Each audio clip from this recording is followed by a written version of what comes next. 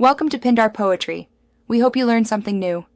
You begin by removing drains and ensuring the charger is capable. Plug into a high-power 18-watt or higher adapter. Once done, enable airplane mode or power the device off to cut background activity and thermal noise.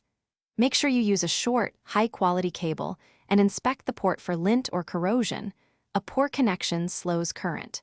You'll see charging efficiency improve immediately when input is stable and device processes are minimized. You now focus on thermal and software variables. Heat is your enemy during fast charge. Make sure to remove bulky cases and place the device on a hard, cool surface so heat dissipates. Once the charger is connected, disable background sync, location services, and unnecessary apps to reduce power draw. If your device supports a dedicated fast charge mode, enable it. This coordinates voltage and current safely, so the battery accepts maximum charge without triggering thermal throttling. You finish smartly. For daily speed charging, stop at around 80 to 90% to balance speed and long-term health. If you need 100%, expect slower top-up currents.